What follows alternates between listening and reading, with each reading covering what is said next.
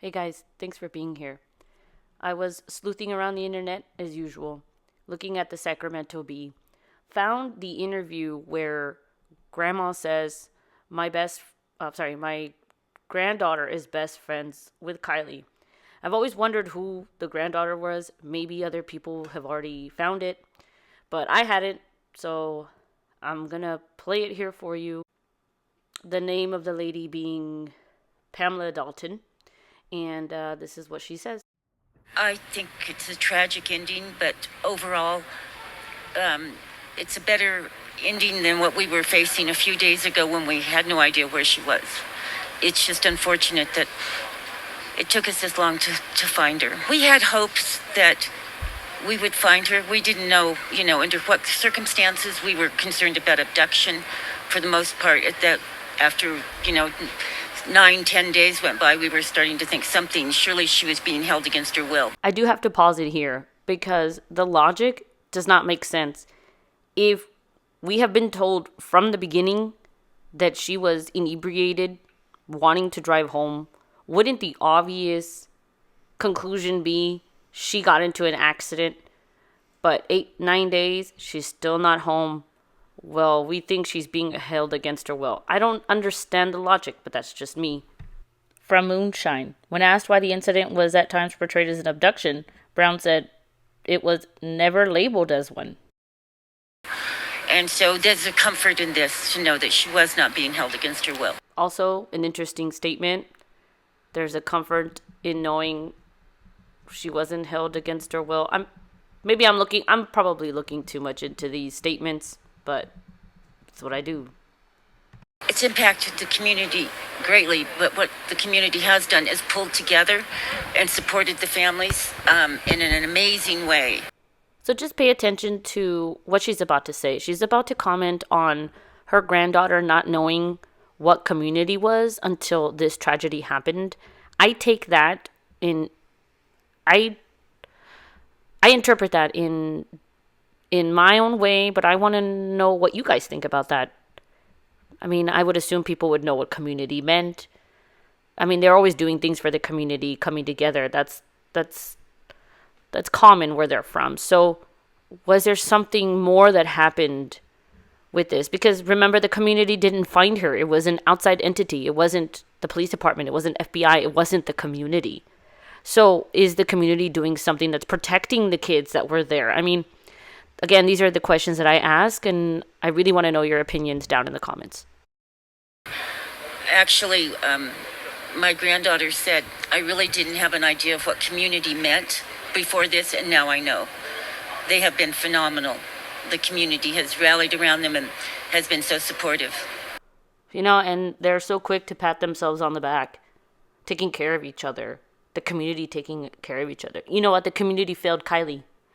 This is my opinion now. The community failed Kylie, and I still feel like the community is failing Kylie even after all of this. And I'm just disappointed, but I can't pass judgment or too heavily because we're not from there. We don't know. I don't want this video to become a hate video, but it just, you guys get it. And your granddaughter was one of Kylie's friends? Yes, my granddaughter is. And how is she taking? She's very upset. She and Kylie were best friends. They were together constantly. Maybe there are already videos out there about this, but I just don't know about it. So I'm coming with fresh eyes, right? Is this Mags's grandma? Is that who she's talking about? And you know Magdalene, right? I'm wondering, is that her? And then, when you're sleuthing, you get carried away. And so that's what I did. And I'll show you where I ended up. Yes, she's very upset. She's a teenager, and she was holding on to hope that we were going to bring her back alive, and unfortunately that didn't happen. Kylie is an extremely beautiful, talented musical savant. I ended up looking her up and finding who her relatives may or may not be. But before I showed you all that, this is another friend of the family. Again, really nice things to say. This is not a hate video towards these people. These people did nothing wrong. I just want to make that very clear. But I hadn't seen these interviews before, so I wanted to give them to you And in the comments, you guys just do what you do as long as you're nice to everybody. Again, this is not meant for you guys to go and attack anybody or find anybody or harass anybody. And I trust that we are all adults and can do that. Still really so new that we don't know what to think. I think all of us that were texting last night just want to be there for the family and we want to help. We just don't know how. I've known Kiely since before Kiely, and so I've been trying to be a big support, and I wasn't sure what today was going to bring, so a bunch of us from the West Shore, we decided to come out just so we could be a support to the family. Always holding on to hope. That's what Lindsay had asked us to do, and as our friends and supportive, and Kiely's dad, Dan, that's what we did.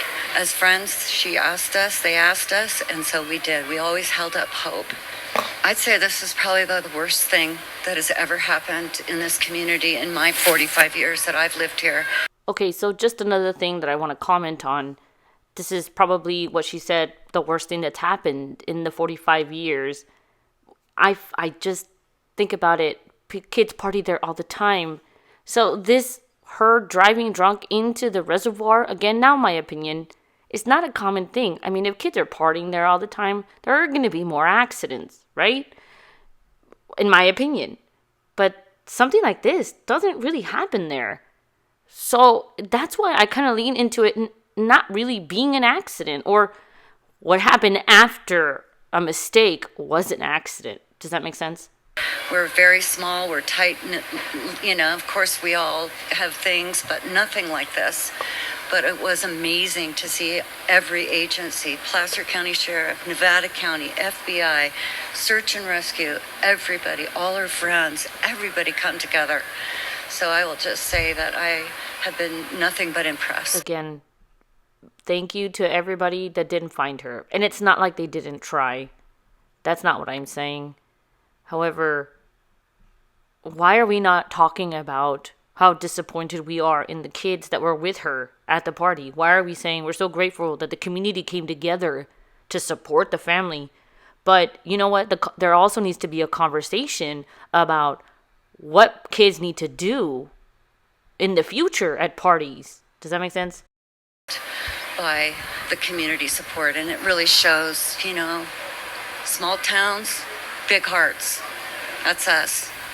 So feeling really good about our community. I wonder what Kiely would say about the community. Would you feel as proud of the community as you guys are feeling right now?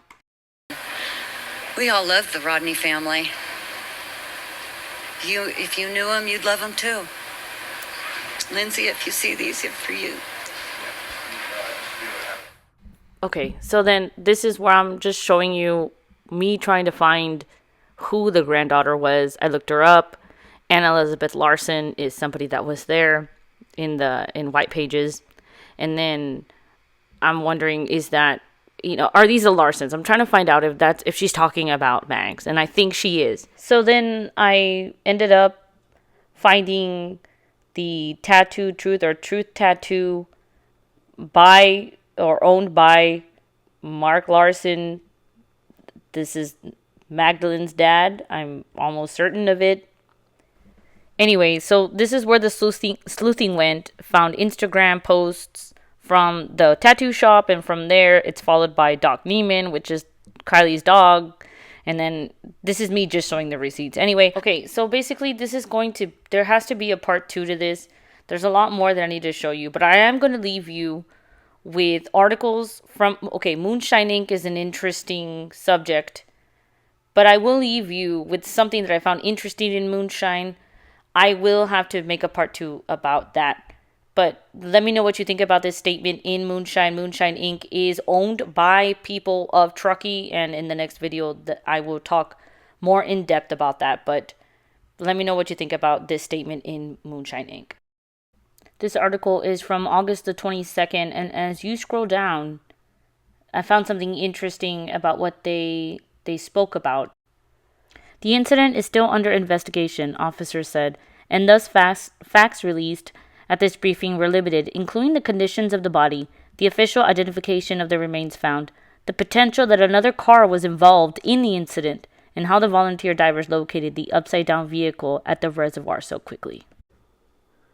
And then, again, here being asked, were there other car tracks indicating a collision? And was the car in the same spot since August the 6th?